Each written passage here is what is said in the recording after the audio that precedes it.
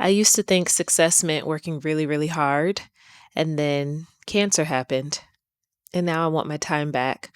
I don't desire to give all of my time away to a job. I don't desire to be so accessible to a job that my family gets put on the back burner. I don't desire to always be on and always be available. I don't want to climb anybody's ladder, respectfully. And I realize that sometimes when you are appearing to be busy, you're not always doing what it looks like you may be doing. Busy, sometimes it's just busy. It's not advancement, nor is it always productive. I don't really want any of that. I have to been spending a lot of time getting really honest just with how I feel, what I feel frustrated with. If I can be honest, I'm frustrated with America right now. I don't feel frustrated with the mosquito in the room. Um, I just feel like, man, what is this bubble that I'm living in? All we do is work, work, work, work, work, and then we have no energy for ourselves. All we do is work to pay bills, and then the bills keep stacking up and getting higher. And then we're not spending time actually making our art. We don't actually spend time having an outlet. I learned in one of my courses in grad school last year the theory called reality theory.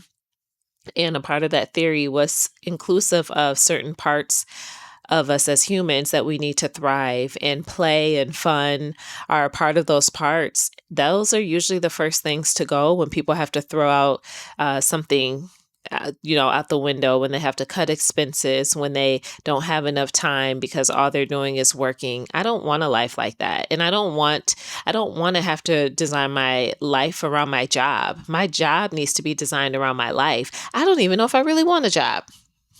How about that? I made a post on Substack. Like, if I could take out a $25,000 loan and just like float like a fairy, I would. And the thing that's interesting about this too, me saying all of these things, I have a job. I get paid well to do what I do. I, after 21 years, I'm no longer in corporate, and I'm working in nonprofit.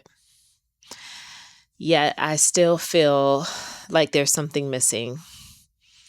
And as I'm sitting with my feelings and my thoughts more and more, and I keep asking myself, I keep unpacking, I keep journaling, I keep voice memoing, I keep, crying, I keep just having certain frustrations. It's like I feel like I'm in an acrylic box, and I can see the world that I want around me, but I just can't break out of this box. I feel like I'm just stuck, and I'm banging on it, and I'm banging on it, and I'm banging on it, and I just can't break it. And I see everything that I want for me outside of that box. I see my life outside of that box. And I just haven't been able to crack the code to get to the life that I want that's outside of this acrylic box. And that is the weirdest space to be in. I'm trying to figure out how to navigate it now. But I took a leap 2 weeks ago, I believe, into the right direction. And I joined a business community. I don't even know if I want to call it a business community. I talk so much about Glow, my mentor in my head, but also a community that I'm now a part of, her Life Leap community. And I'm so excited to just grow there and see what it transitions to be as there's changes being made. But I knew that I can't do this journey alone. I know that I want to create something and put my something out into the world, and I'm still clarifying, like, what is that something. I'm feeling my way through what that something feels like and looks like. And it's like I used to be so clear on the problem that I wanted to solve, and I have more and more people asking me now, what type of therapy are you going to practice, and do you know who you're going to help, and X, Y, and Z. And I have a great idea of who I'm going to serve. I believe I know the direction I want to go with, future practice. But in the same token, it's like, even though that's the future, what about today? Because I can only worry about today, for today has enough troubles of its own.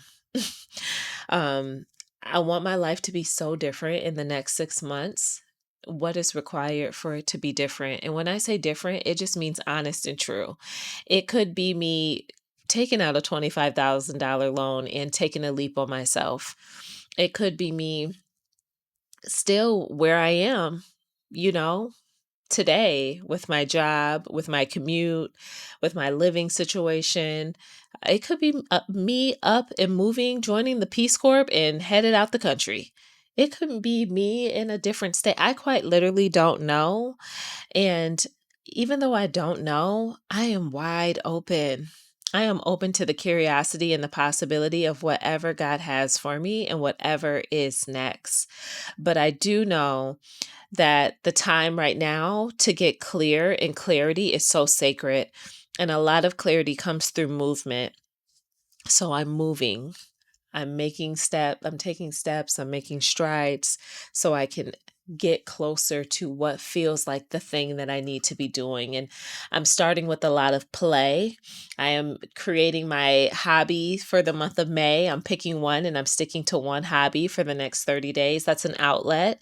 I also realized too with work, if you're always working and you have your work schedule optimized, it is so important for you to have other things on the calendar that aren't just pertaining to your job. You should have a 5:30 Pilates session scheduled. You should have 5:30 sessions for tea, or you have your women's co-working group meetup. You should have other things that are on there that require you to get out of the mundane and show up and be around other people.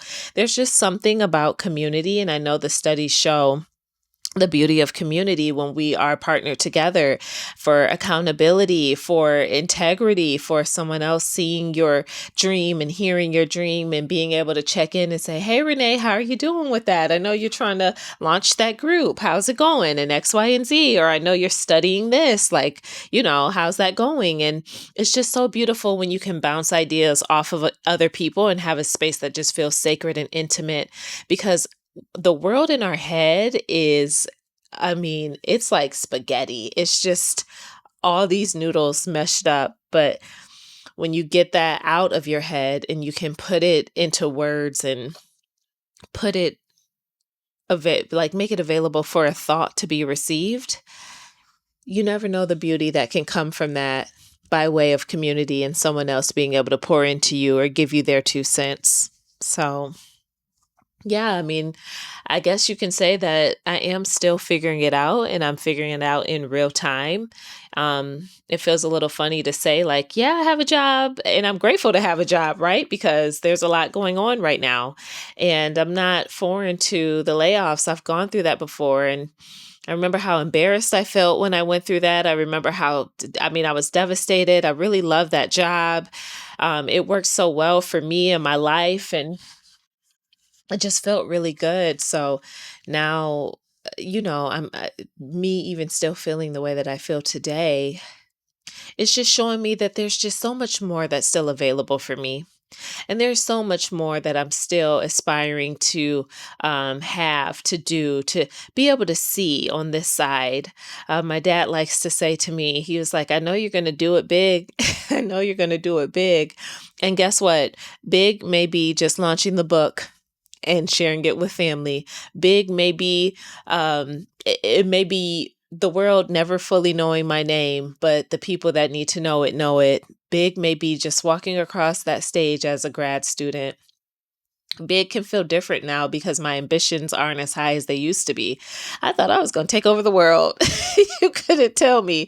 But as I started to get later in my 20s and then boom, cancer, I felt like I had to just put my dreams on the bench. I just had to sit them down. It's like I had to retire a jersey or two to just heal and have my health and be well.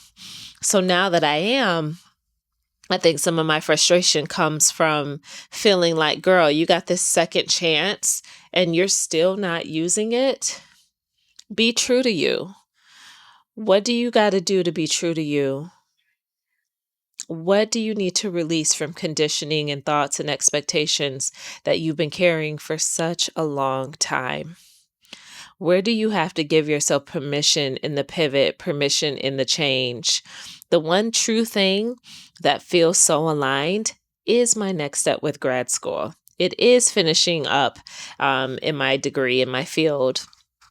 And I know that that's the right true thing. I know that that's for certain. I'm just trying to figure out all these other little details. They say it's so easy to make money outside of what you do. How do you do that?